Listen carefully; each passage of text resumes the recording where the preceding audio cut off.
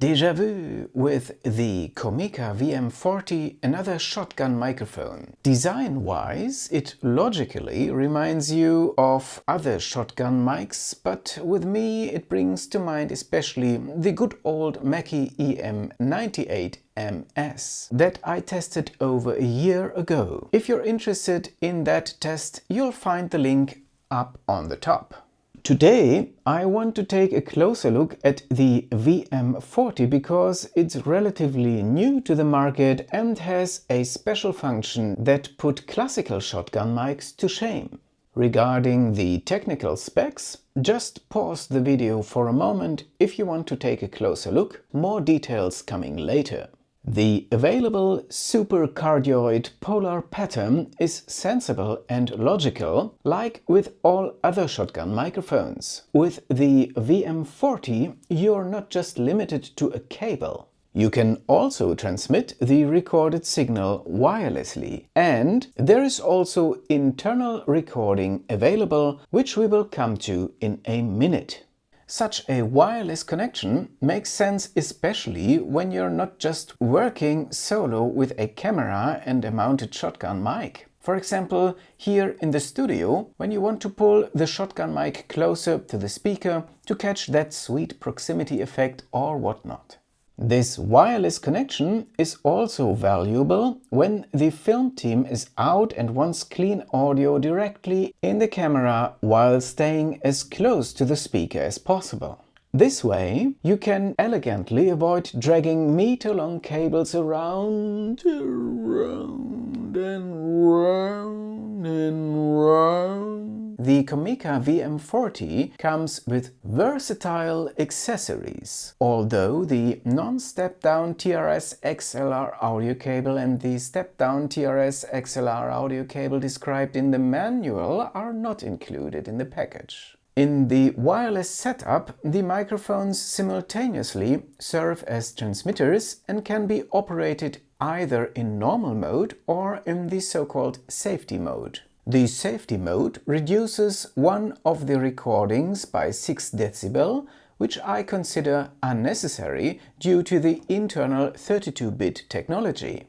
Perhaps a remnant of the earlier times? In any case, switching between mono, stereo or safety mode is only possible when using two shotgun microphones, since each microphone provides only a single mono channel. In my setup, with one microphone and one transmitter, this isn't possible. You'd need to dig deeper into your pocket. After turning on the microphone, you can choose between different frequency spectra on the hardware side. The switchable low-cut filter allows you to filter out low frequencies, while the high-frequency boost filter lets you boost high frequencies. Both filters can also be used in combination. Don't worry, we'll get to various sound examples at the end of the video. When controlling the mic via the included receiver, you can additionally activate noise reduction in 2 different levels. We haven't yet sufficiently discussed the additionally available 32-bit depth for recordings directly inside the microphone, which means distortion can be almost completely ruled out even at extreme volumes. At least as long as the volume doesn't exceed the maximum sound pressure tolerance of the microphone's membrane itself. And with 32-bit recordings, it's not a problem to boost recordings that turned out too quiet afterward.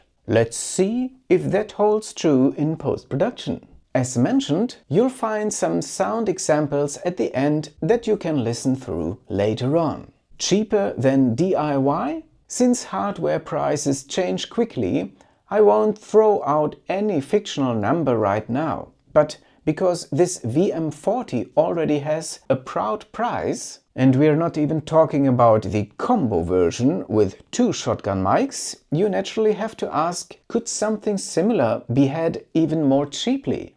And I'll say right away, Yes and no, because a DIY version also can't get around a 32-bit recorder if you don't want to miss out on the aforementioned 32-bit advantages. Plus, there is the additional question, how handy would such an external 32-bit recorder be on set? Would it fit well without being too bulky or making the setup even more cumbersome? I mean, the good Zoom F8N Pro, for example, already weighs quite a bit in addition to a shotgun mic, just using my favorite audio recorder as an extreme example.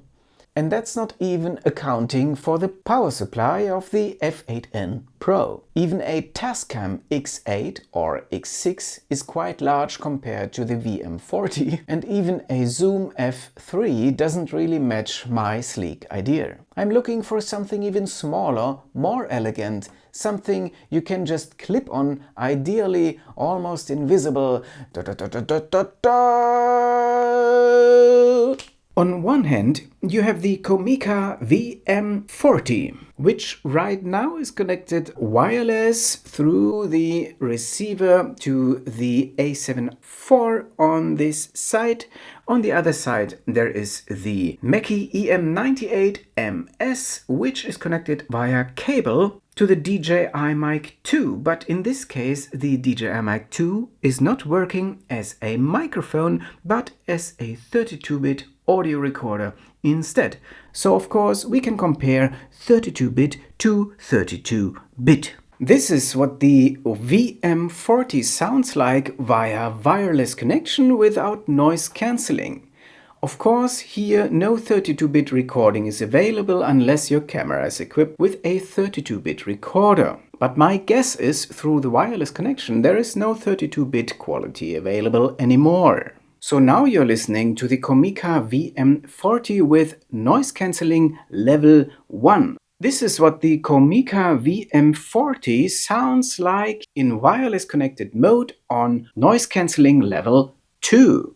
With this configuration, no 32-bit depth is available, I guess, via the wireless connection, but still you have the 32-bit recording inside, but then, I guess, without noise cancelling. But you can always add noise cancelling afterwards, which I think is anyway the better solution, so you have more control in post. This is a classical overhead fixed mic in space, as you would have in a lot of the movies, but because I want you to understand what I'm referring to, I decided to have the microphone to be seen as part of the image. This is what it sounds like.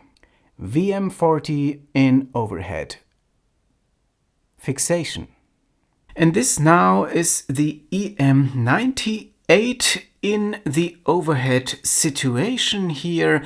It's a little different design, as you might guess already. We have also some detail pics of it, and that's what it sounds like. The DJI Mic 2 is still connected, otherwise how else would I get the sound from here to over there by not using a cable? So this right now we are listening to the proximity effect of the COMICA VM40, and by the way, to use a shotgun mic as a studio microphone does not really make sense, as many microphone enthusiasts say, because the reverberation with all these small little interruptions here create funny effects with the sound. So and now we're listening to the proximity effect of the Mackie EM-98 MS, which by the way actually I remember because I did this other review. It sounds quite good with the EM-98 MS. This might be because here are these little holes inside the microphone instead of this kind of like lines with the other one.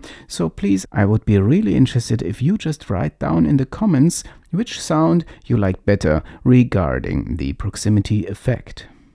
Bei einem vernünftigen Klangtest darf natürlich das Flüstern nicht fehlen. Wir lauschen einem Moment der Stille.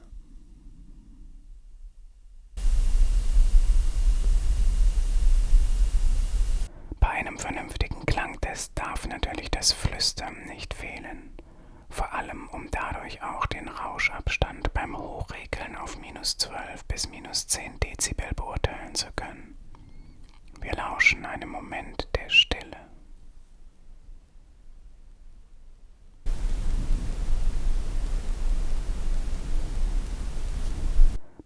vernünftigen Klangtest darf natürlich das Flüstern nicht fehlen. Wir lauschen einem Moment der Stille.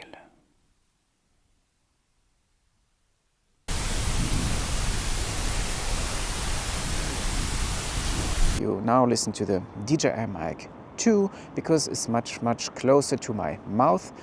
This one, by the way, it's an omnidirectional characteristic, which means basically it's going to record everything around, so let's listen to the surroundings for a second.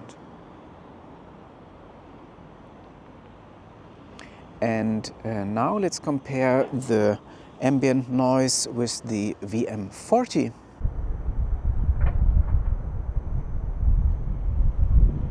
Since you might think now, oh, this is really not the best solution, it's not really a problem, because in the VM40 also you have internal recording, which I of course now have activated, because right now I'm working with the Action 5 Pro, which doesn't allow a direct connection. Maybe it's also possible microphone input, but I can now speak in journalist style. So basically I'm going to do a little interview with myself. So actually, how are you? How is life today? Well, okay, pretty much all right. I think everything fine.